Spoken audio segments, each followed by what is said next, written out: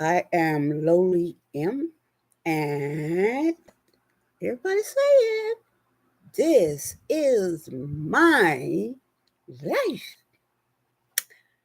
Today, I'm going to speak on that happened to me and my younger sister, but I found out later in my life. Okay, this was the first year of integration into white schools. And my father had bought some land. It was 100.9 acres or something like that. A wonderful oasis. I loved it there. I really did. Oh, my other brothers and sisters did not like it. It was too football, and they were teenagers.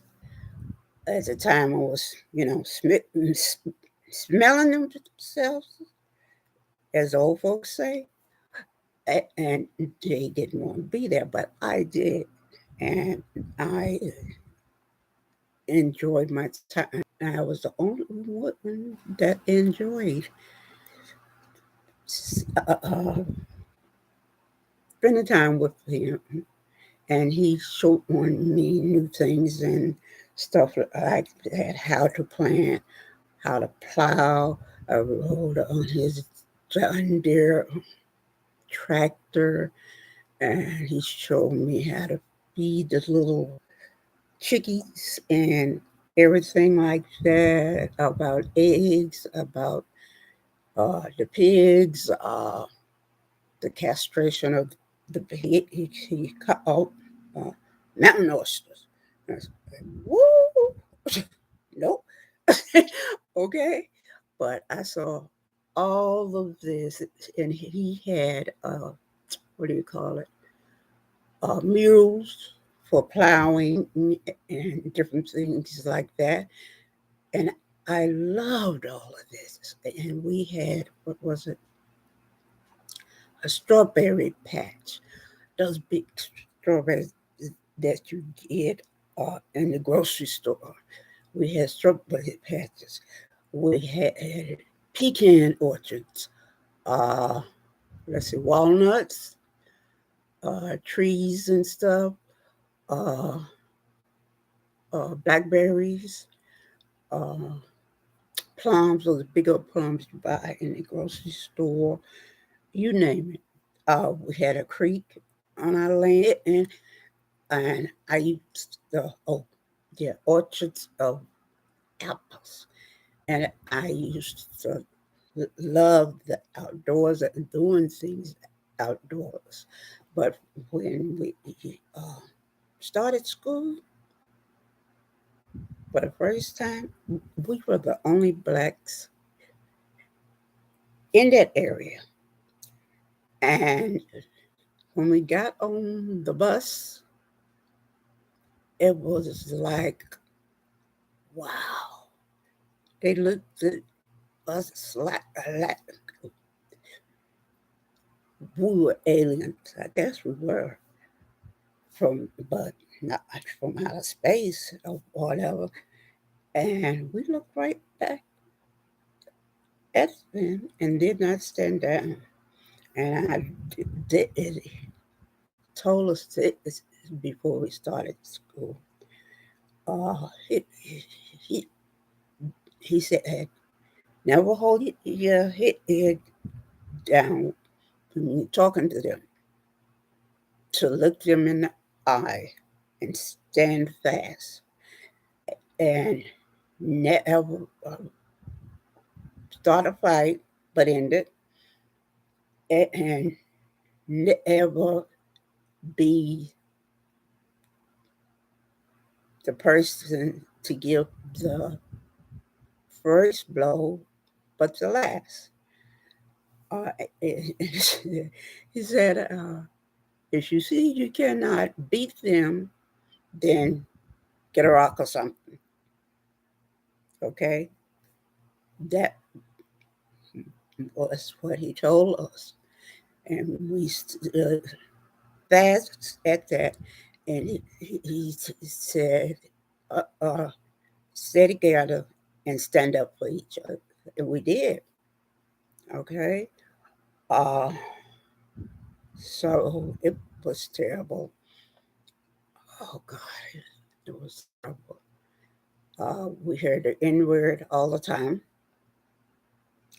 Uh, they called us jigaboos, monkeys, coons, all this stuff like that. We didn't understand because we had never been called that, you know. And when we went to class, it was doing class, it's changing classrooms and all. Oh God, it went on and on and on and on and almost every single day the first year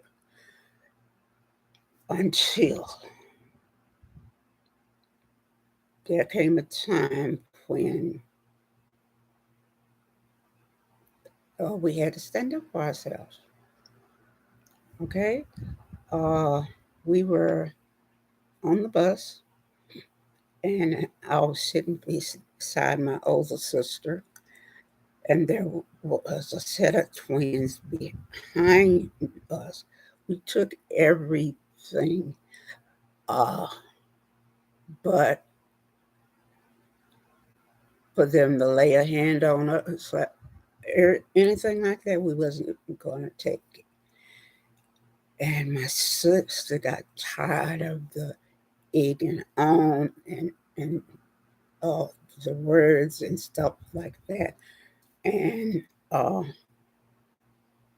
these set of twins thought they was going to bother us, you know. And so they kept hitting the back of the seat, kicking it and stuff like that. And my sister turned around and looked at them dead in the eye, didn't say anything, and thought that would stop them. I looked back at them also and thought it would stop them. This went on and on until almost got to a stop. And uh, next thing I know, my sister jumped up and pow, hit that boy and with her fist and kept hitting and kept hitting, kept hitting, kept hitting. And the other boy, it was like he got out of the seat and his eyes was big as a saucer. Everybody on the bus says, but their eyes were big as a saucer. We didn't expect that. Okay. And it's like my older brother and my older sister had to pull her off of that boy. He was red as a beet. And oh God, it was like, wow.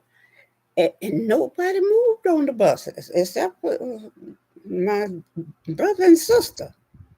Even the bus driver did not get out of his seat. And it's like, okay, oh, wow, wow. What are we going to tell Daddy? And we got out the bus and did not say a word all the way home. And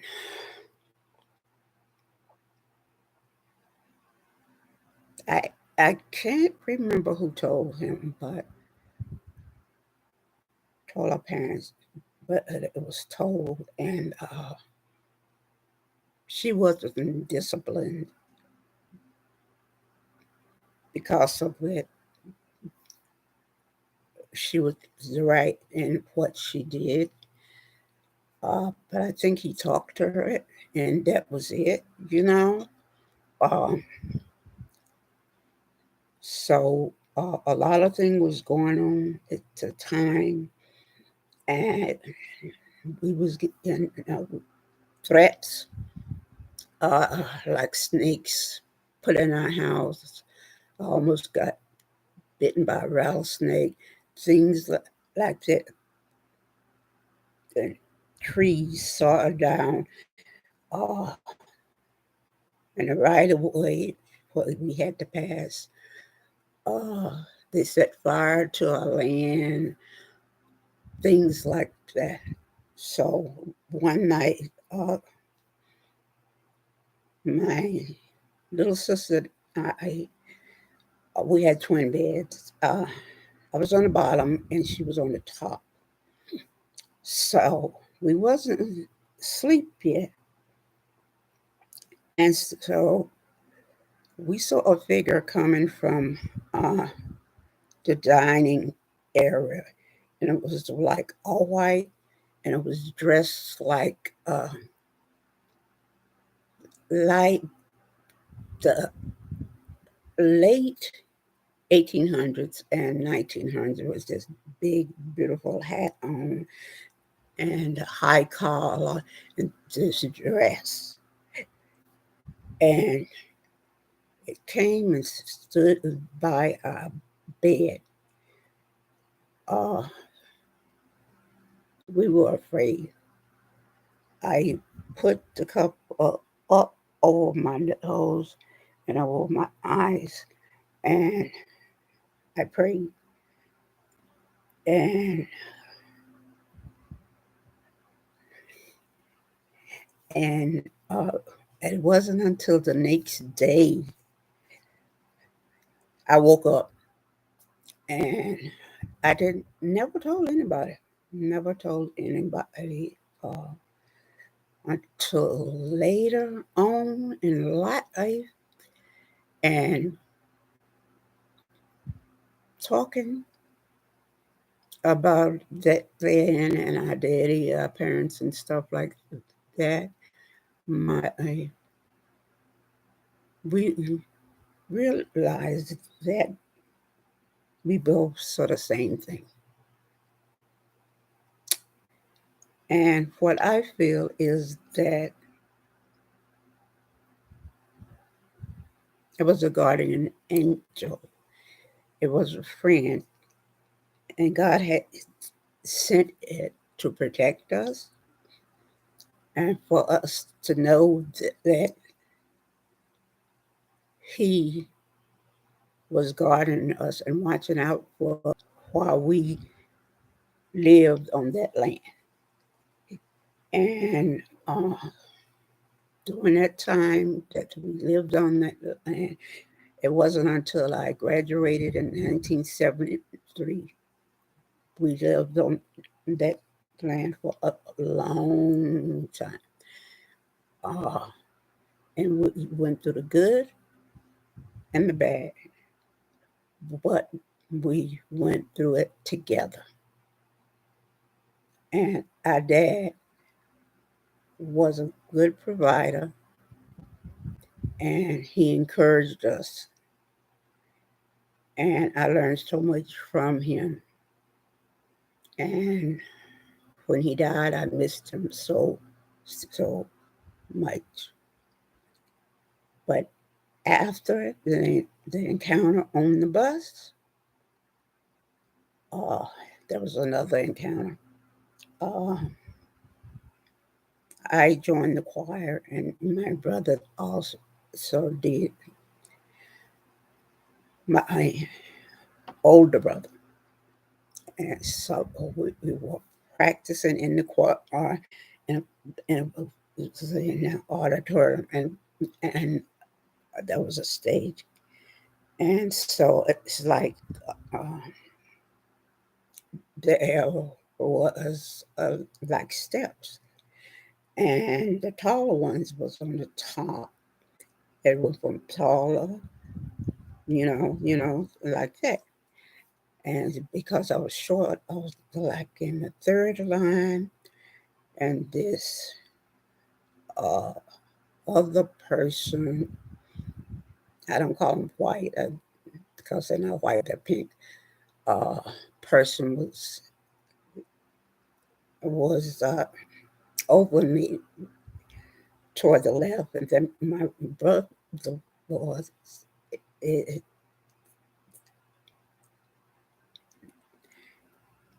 the top level.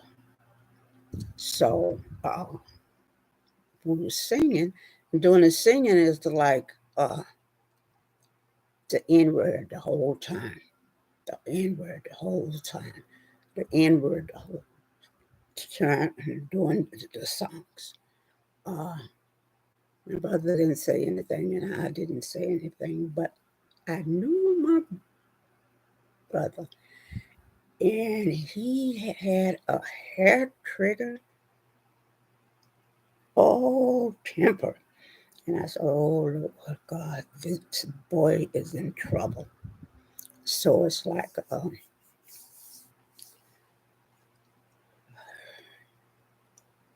when it was over and was we were released to go back to our class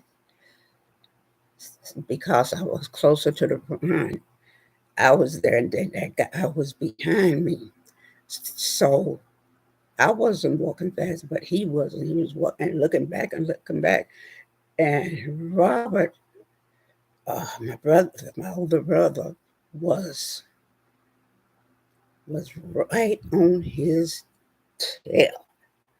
And just, he pushed the doors open real fast, and I could hear it was loud. And I went over to like the left or the right to get out of his way. The next thing I knew, my brother's arm was like Inspector Gadget's arm, and he reached out and grabbed that boy by the neck, and he started hitting him, and hitting him, and the guy couldn't get her loose.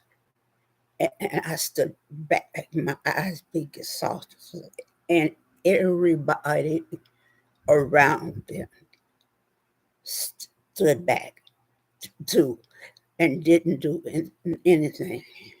Then the principal and one of the coaches came and pulled him off and pulled them apart. They sent my brother into the office and called my dad, and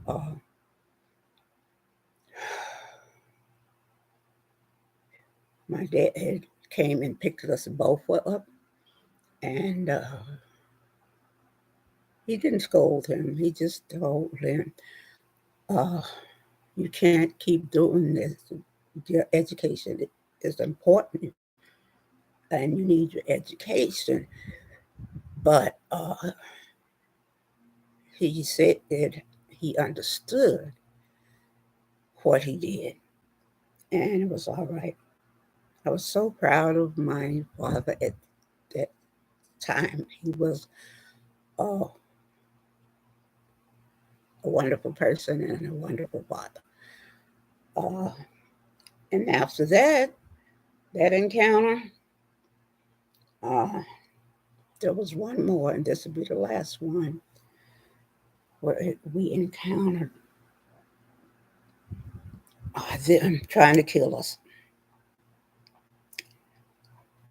Uh, we had gotten out the bus. We had to walk about a mile from the bus stop, maybe, maybe that, not, but past one house, and then a fence where our neighbor had put out cows to graze. Okay, we wasn't scared of the cows, you know. But he went and talked to the guy in a way, it was okay. So we had to come through that. And then there was a trestle or something you call it, where there was a bridge. Didn't need a gate because if the cows tried to cross it, the hooves would get stuck. So they didn't cross it. My dad he explained it to me. Uh, so on this day, we was walking through there where the cows was, and there was something new, and it was a Brahma bull. And if you ever saw a Brahma bull, they're almost as big as a truck, I'm telling you, and as tall as a big truck, okay, and got hump as as the as the shoulder, big old hump, and they're mean as the deacons. I'm telling you, they are some mean. Ooh. And when we saw that big old thing, our eyes got big, and my oldest sister said, "Stay close and keep walking." Okay, and so we did. We kept walking. Then all of a sudden, we heard his big neck, meat neck, flapping. He was trotting close to us, slowly coming toward us. And that neck just, and we could hear. My older sister said, "Get ready to run when I tell you." And we said, "Okay." So, and it got faster and faster. My sister said, and she said, "Scatter to different areas, you know, like that, so he can catch us and hurt us." So, in the next couple of minutes, my sister said, "One, two." So I took off with her, and we went one direction. Then my other sister and my younger sister went to another direction, and my brother went by himself. So we got home at different intervals. So when my dad came home from work, okay, uh, I guess he saw our books and stuff like that, and everything scattered. He asked what happened. We told him. My daddy is a kind man, and he can talk to anybody. But when he get quiet, you better run. My daddy used to be a boxer, okay? And he has a very strong inclination toward his family to protect them, and he's very spiritual. So, uh, I wouldn't do anything to make him mad, okay? So when that neighbor put that vulnerable out there, he knew it was to harm us, his children, my daddy. So he would get scared and leave the land, because in those times it was unheard of a family of color to have that much land. So uh, the big people around us was jealous of us, and he didn't want us there. Okay, so it was doing anything to get us off the land. So my daddy went back in the room, and he walked sort of fast when he get angry. Went back there and could hear his feet, and we all looked at each other, and we heard the shotgun. And if you've seen a shotgun ever, it has two barrels, and they have this long, what do you call it? Uh, when you cock it and have it, all you have to do is uh, shoot it if you come in danger, and you don't have to aim it because it's buckshot will scatter over that item, such as a person, a Brahma bull. Okay. Uh, and my daddy came out with that gun underneath his arm and walking fast. He got in his truck. He always had a Ford truck. He got in there and went to that man's house with his shotgun. And when he came back, he was quiet. But the next time we went through there, we didn't see that old Burma bull.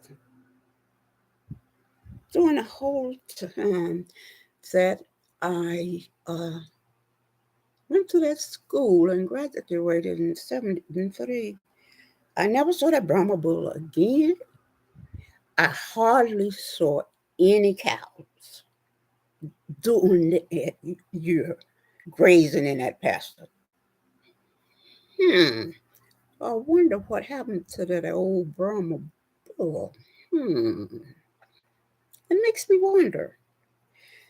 And during that time,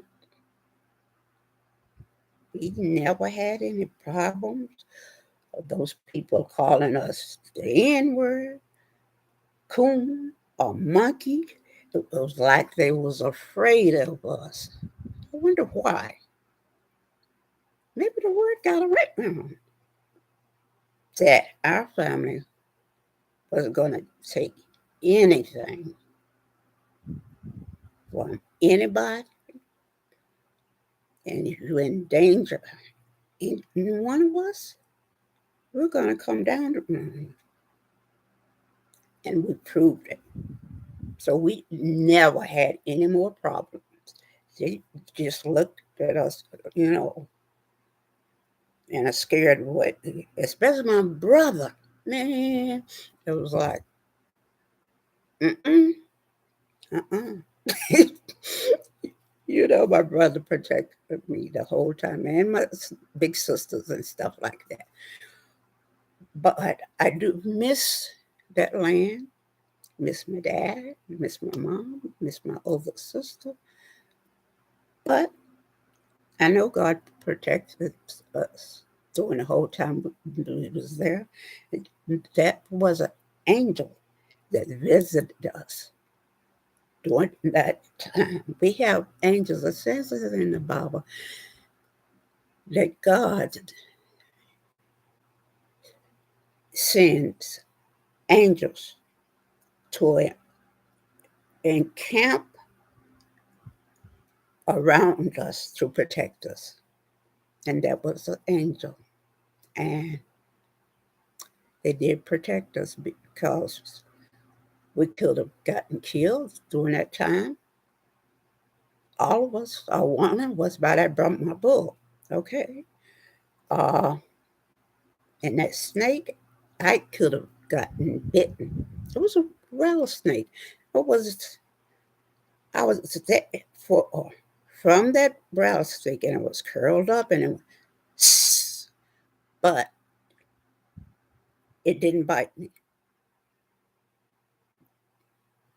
That was God or coincidence.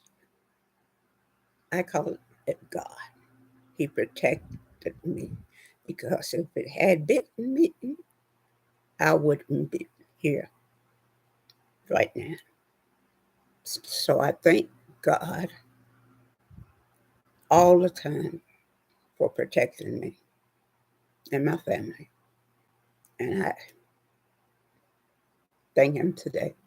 So it was a friend, an angel, not a foe. So if you like this, uh, and there was another visitation when I was older. If you want me to tell you about that, put it in the comments.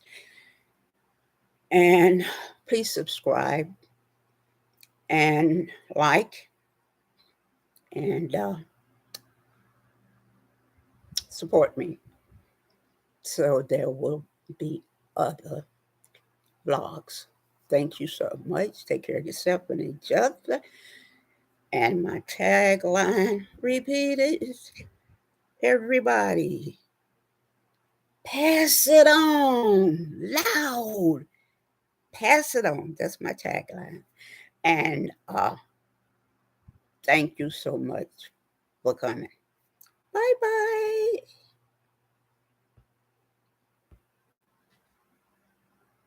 Thank you.